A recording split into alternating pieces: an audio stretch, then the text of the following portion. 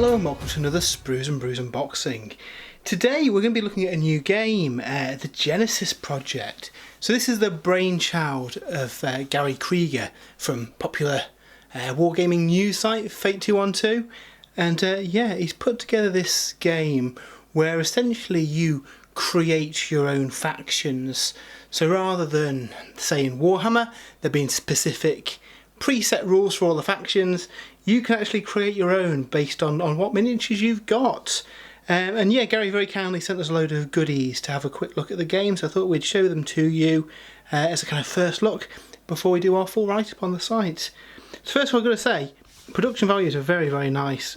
Really gorgeous looking core rulebook with some really nice cover art on it. A lot of effort's gone into this. I believe it was a Kickstarter, and yeah, it seems to have gained some traction online. Looks like it's been pretty popular.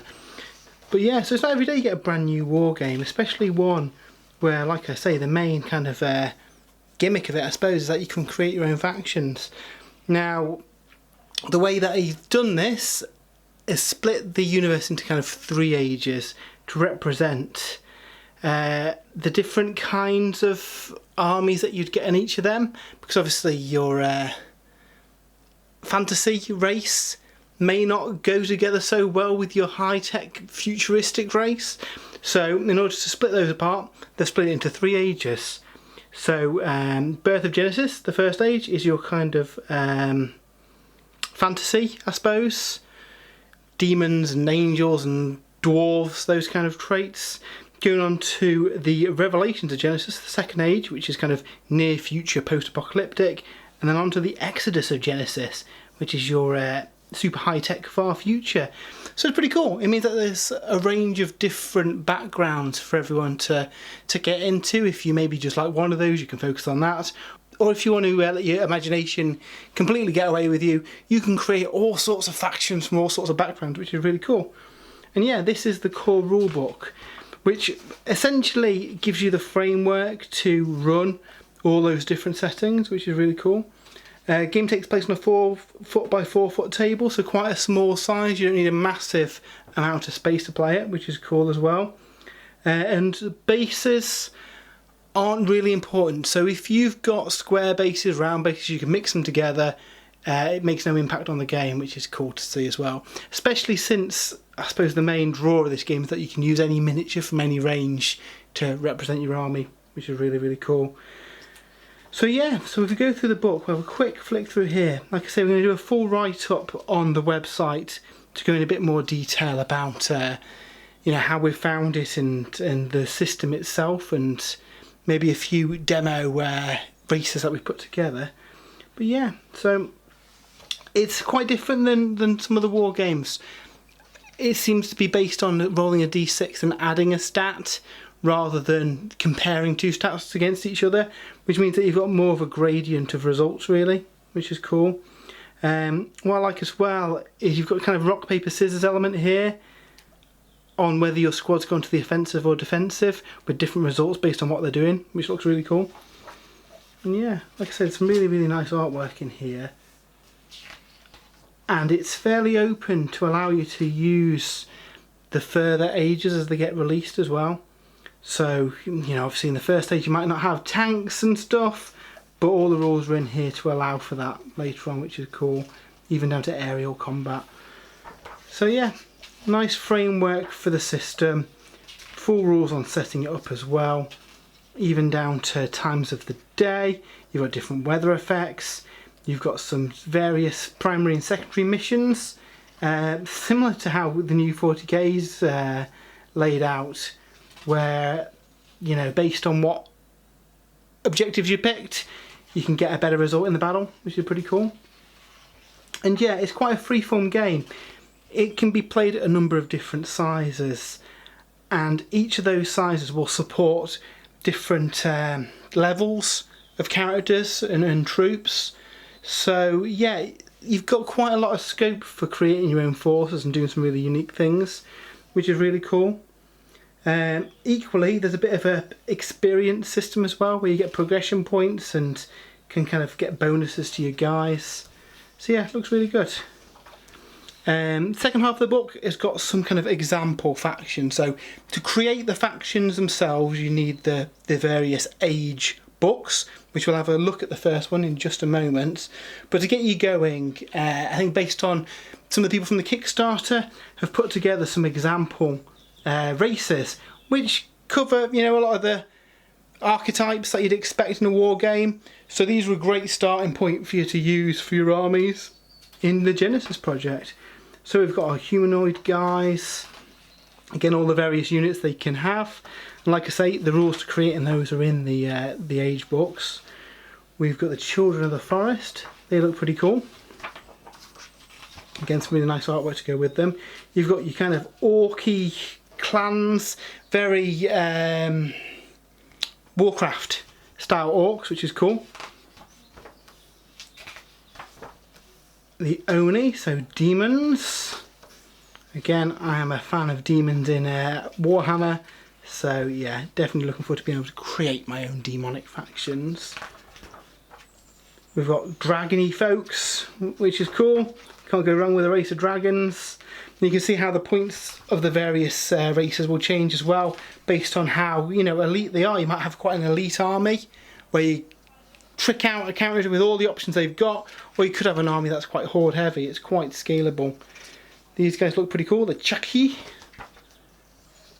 again, very cool. And then yeah, weird insecty types. So yeah, just from the core book, you've got quite a few different types of creatures that you can use and create, which is fun to see. Also, there's some example weapons as well to get you started. A nice little quick reference guide. So alongside this, Gary also sent us some of the accessories that came with the game. So I believe you can buy all these on the official website, but they do make your life a lot easier for playing it. Obviously there's template ones in the back of the book you can print out. These are really nice looking acrylic templates that you can use for your blast markers and flame templates, which are cool. Some cool objective markers with a nice little design feature, little hole drilled in the centre so you know exactly where you're measuring from, because you know we all know that guy who disputes where the centre of the objective marker is. And then there's also some really nice Genesys Project dice with the logo on them, and numbers rather than pips when usually, which I quite like, and a magnetic turn tracker so you can track which round you're on. So yeah, all really nice cool stuff. I think you can pick all that up on the official website.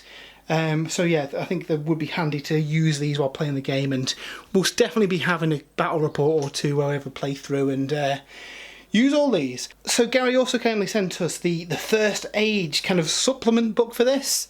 So like I say, it's going to be split into 3 ages, with the second age coming, I think it was planned this summer. I don't know if there's been some delays due to the ongoing global pandemic. But yeah, this is the first age book, and this covers your kind of fantasy era, I suppose. So yeah, medieval fantasy settings and all the rules to create your own kind of races within that universe, which is pretty cool. So if we have a look through it, again, gorgeous cover art on here. And this goes into kind of the detail of creating your characters.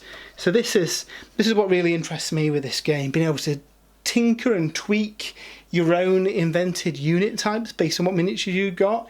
It's really cool. You know, if you like a number of different models from different ranges, you can create a background and story and rules for those using this book, which is really cool.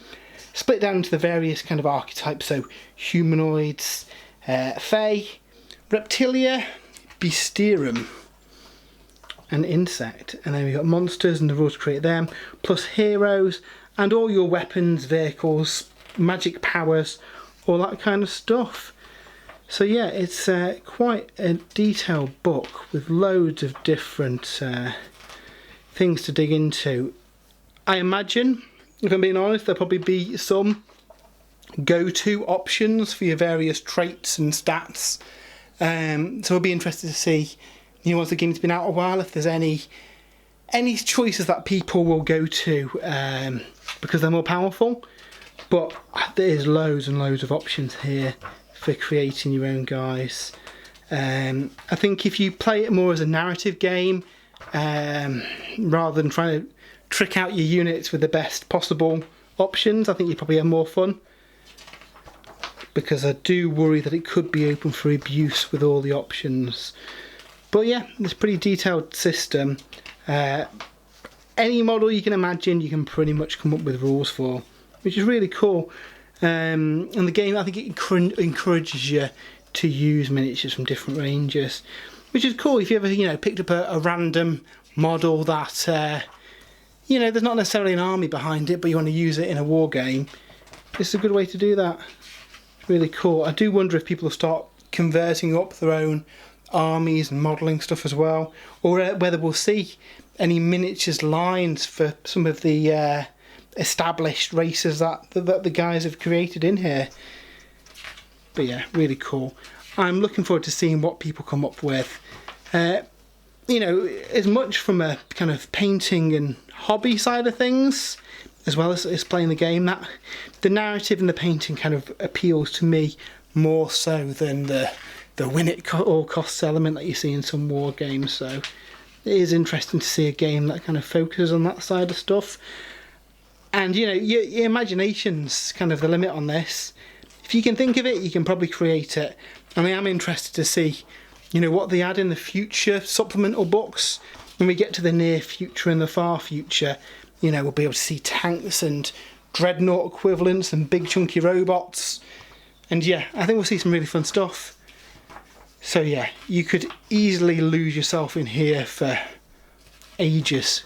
Coming up and tweaking your perfect race. Bear in mind, based on the power level of the game, there's a limit to the number of levelled characters and units you can take, so you want to make sure that you have got a spread of different units invented. Otherwise you might not be able to use them in the smaller games. And equally, if you just want to play the big games with tricked out heroes and big monsters, then yeah, you're kind of free to do that too. So very much focus on creating this yourself. The game's kind of the framework for this, and this is giving the ammunition to create those armies of your dreams, which is really cool. Yeah, chariots, armour, all sorts of stuff in here.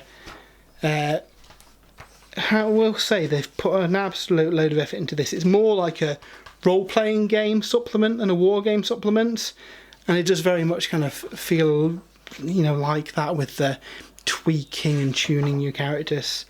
So yeah, loads and loads of cool stuff on here. Spells, all sorts of goodies.